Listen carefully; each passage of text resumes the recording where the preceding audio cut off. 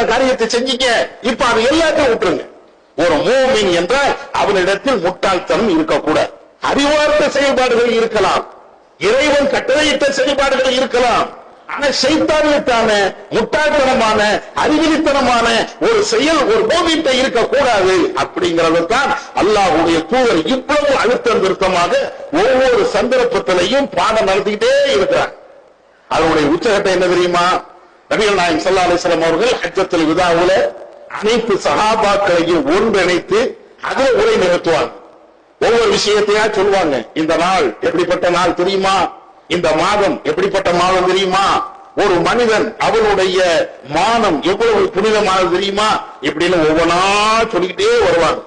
சொல்லிட்டு ரசூலுல்லா கடைசியாக சொன்ன வார்த்தை தெரியுமா? தெரிந்து கொள்ளுங்கள், அலா குல்லு அம்ரின் மின் அம்ரில் ஜாஹிலிய்யா தஹத கதமைய மௌனூன். தெரிந்து கொள்ளுங்கள், முட்டாள்தனமான செயல்பாடுகள் அனைத்தும் என்னுடைய காலுக்கடியில் போட்டு மிதித்து விட்டு ஒழித்து விட்டு அப்படிங்கிறாங்க ரசூலுல்லா. எவ்வளவோ முட்டாள்தனமான செயல்பாடுகள் உங்கள்கிட்ட இருந்துச்சு, மார்க்கத்துக்கு புறமான காரியங்கள் இருந்துச்சு.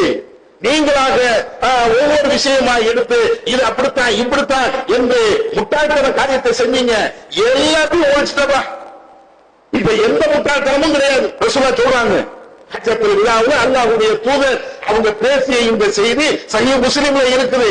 ஒரு மூமின் இடத்தில் இருக்கக்கூடாத ஒரு செயல் இந்த முட்டாள்தனம், எல்லாத்தையும் நான் ஒழிச்சிட்டேன் இப்படின்னு பேசுறதுக்கு பின்னால்தான் இன்னைக்கு முஸ்லிம்கள்ட்ட என்னென்ன முட்டாள்தனம் இருக்குதோ எல்லாத்தையும் சேர்த்து பாம்பு வந்தா பாத்தியா ஓடுறாங்க இருக்கா, பள்ளி வந்தா அதுக்கு ஒரு பாத்தியா, தேடு வந்தா அதுக்கு ஒரு பாத்தியா, வேற ஏதாவது பிரச்சனை வந்தா அதுக்கு, இதெல்லாம் எங்க இருக்குது?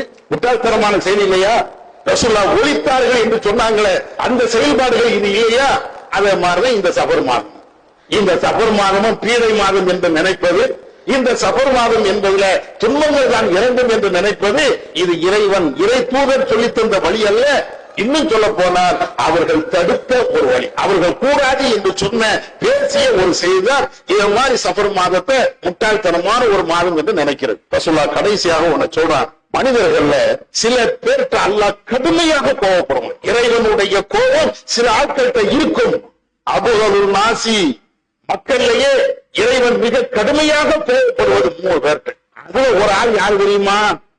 ஜாஹிலியாவுடைய பழக்க வழக்கங்களை இஸ்லாத்திற்கு வந்ததற்கு பின்னால் எவன் கடைபிடிக்கிறானோ அவன்தான் மக்களிலே அதிகமாக இறைவன் தான் கோபப்படக்கூடியவன். இறைவன் கோபப்படக்கூடிய ஆள் தான் ஒருத்தன். ஜாஹிலியா விட்டுட்டு இஸ்லாத்துக்கு வந்துட்டீங்க, மீண்டும் இஸ்லாமிற்கு வந்ததற்கு பின்னால முட்டாள்தனமான ஜாஹிலியத்தான ஒரு பழக்க வேடம் நீங்க விரும்புங்களா, அல்லாஹ்வுடைய கோபம் வரும். இது ஞாபகம் நபிகள் நாயகம் ஸல்லல்லாஹு அலைஹி வஸல்லம் சொல்றாங்க, எல்லா முட்டாள்தனமும் வேண்டான்ட்டு இஸ்லாத்துக்கு வாரீங்க, இங்க வந்ததற்கு பின்னாலையும் ஏதாவது ஒரு சின்ன அளவுக்காக முட்டாள்தனம் இருக்கட்டும், ஒரு அறிவிலித்தனம் இருக்கட்டும் அப்படின்னு நீ விரும்புறியா, இறைவனுடைய சாபம் இறைவனுடைய கோபம் உனக்கு இறங்கும். நபிகள் நாயகம் ஸல்லல்லாஹு அலைஹி வஸல்லம் சொல்றாங்க. அதனால இந்த சஃபர் மாதம் வந்த உடனே நம்ம குடும்பத்துல அல்லது நமக்கு தெரிஞ்ச வட்டாரங்கள்ல எங்க இதை தீமை என்போ இந்த மாதம் என்பது பீடை மாசம் என்று யாரு பேசினாலும் அங்கே சாபம் இறங்குதுன்னு அர்த்தம். இறைவனுடைய கோபத்திற்கு ஆளாகக்கூடியவர்கள் எந்த அர்த்தம்? இதை நாம புரிந்து கொண்டு நமக்கு தெரிந்த இந்த இஸ்லாமிய கருத்தை இன்ன பிற மக்களுக்கும் சொல்லுவோம். முட்டாள்தனமான அனைத்து செயல்பாடுகள்ல இருந்தும் நாம விலகிக் கொள்வோம், மற்ற மக்களுக்கும் பிரச்சாரம் செய்வோம். வல்லல்லாஹ் நம்ம கேட்டதன் அடிப்படையில் செயல்பட அவன் அருள் செய்வானாக. வாஹிர் தஅவானா அல்ஹம்துலில்லாஹி ரப்பில் ஆலமீன். அல்லாஹு அக்பர், அல்லாஹு அக்பர்.